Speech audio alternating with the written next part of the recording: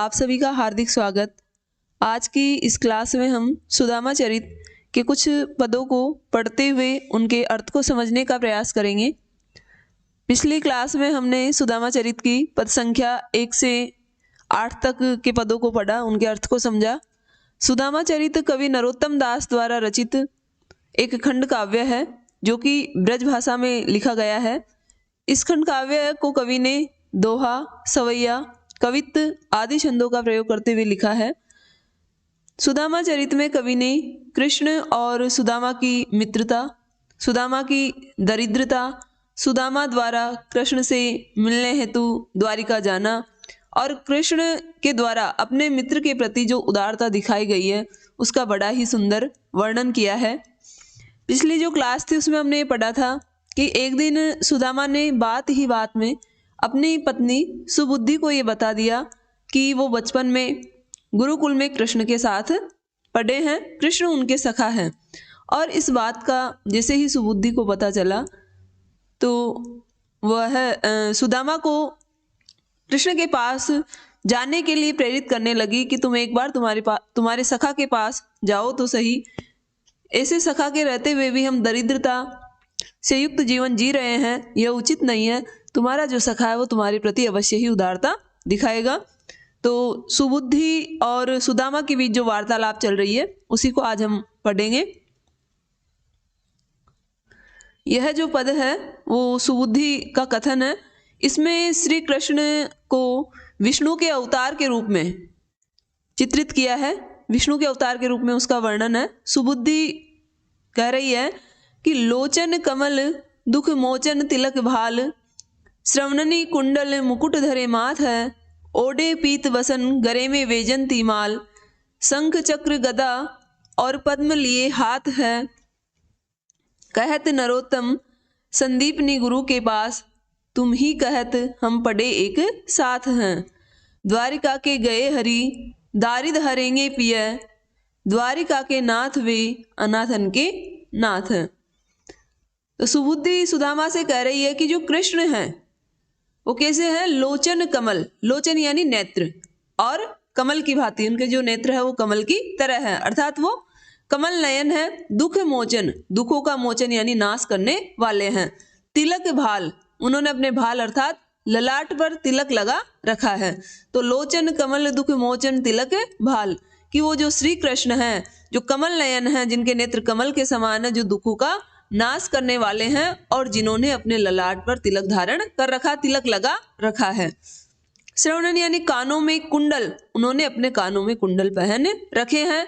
मुकुट धरे माथ है, माथ यानी सिर पर, माथे पर, उन्होंने अपने सिर पर मुकुट को धारण कर रखा है। ओडे पीत वसन, पीत यानी पीला और वसन यानी वस्त्र, कि उन्होंने पीले वस्त्र ओढ़ रखे हैं, अर्थात उन्होंने पीले वस्त्र पहन रखे हैं। गरे, गरे का अर्थ गला। वेजंती माला, वेजंती की माला, उन्होंने अपने गले में वेजंती की माला पहन रखी है। शंख चक्र गदा और पद्म, इन चार चीजों को, पद्म यानी होता है कमल, तो उन्होंने अपने हाथों में शंख चक्र गदा और कमल धारण किया हुआ है।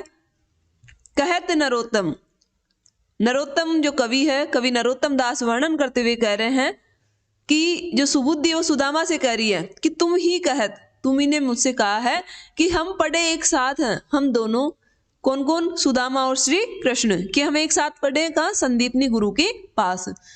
तो सुदामा से सुबुद्धि कह रही है कि तुम ही ने मुझे बताया कि मैं और कृष्ण संदीपनी गुरु के पास गुरुकुल में साथ साथ पढ़े हैं।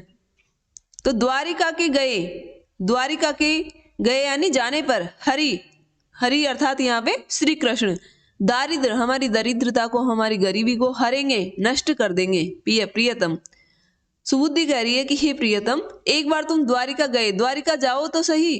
अगर तुम द्वारिका अपने सखा से मिलने के लिए गए तो वो श्री कृष्ण अवश्य ही हमारी दरिद्रता, हमारी गरीबी को नष्ट कर देंगे।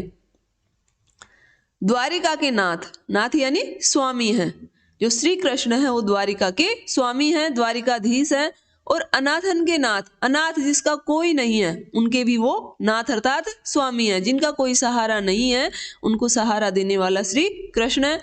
अतः तुम्हें एक बार अपने मित्र के पास मिलने के लिए अवश्य जाना चाहिए। अगला पद है,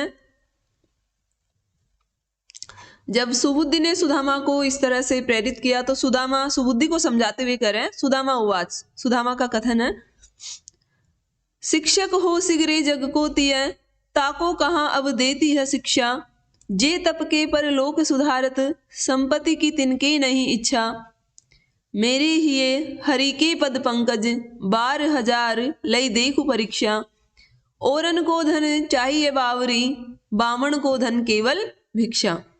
सुदामा सुबुद्धि से कह रहे हैं कि शिक्षक हो सिगरे, सिगरे यानी सारा, सकल, जग यानी संसार को, तिय ताको यानी उसको, कहाँ देती है शिक्षा यानी ज्ञान, कि सुदामा अपने लिए कह रहा है कि जिसको, जो सारे संसार का शिक्षक अर्थात जिसे सारे जगत का ज्ञान है, उसको तू अब इस तरह की शिक्षा दे रही है कि तू अपने मित्र के पास जा, तेरी दरिद्रता को दूर करने के लिए अपने मित्र से प्रार्थना कर।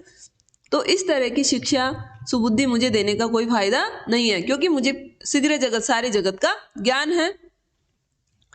जे तप के पर लोक सुधारत, जो तप के बल पर, परलोक, परलोक का तात्पर्य मतलब वैकुंठ धाम या स्वर्ग से मान सकते हैं।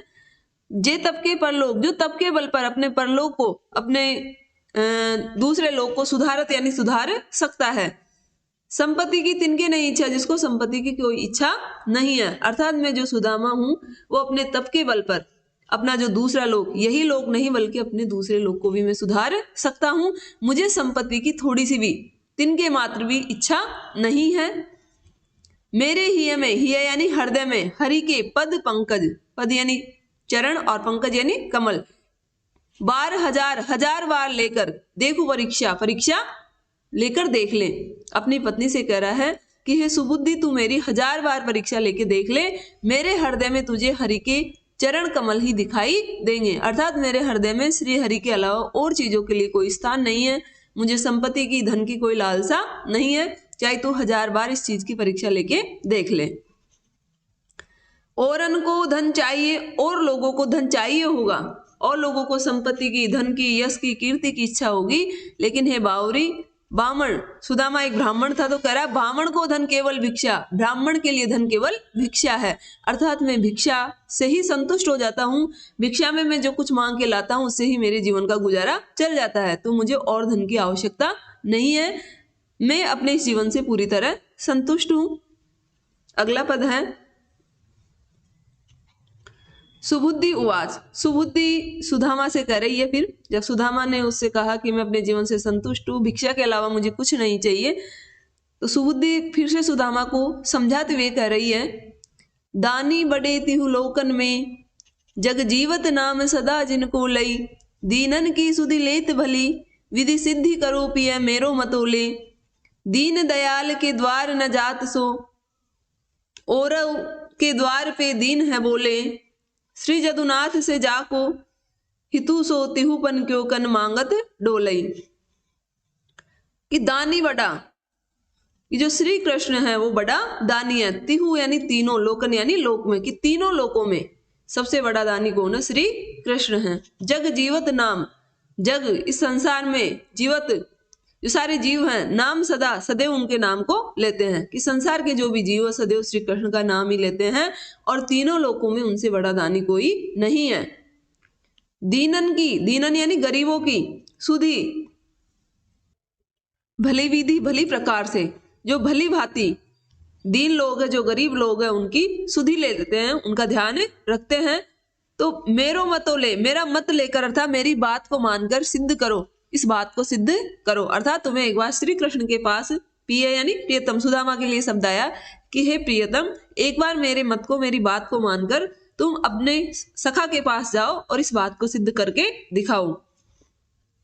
दीन दयाल के द्वार न जात, वह सुदामा को उपालंब दे रही है कि दीन दयाल, दीन दयाल आया श्री कृष्ण के लिए, कि तुम उस दीन दयाल श्री कृष्ण के द्वार पर न जात, नहीं जाते हो, और औरों के द्वार पे और दूसरे लोगों के द्वार पर जाते हो।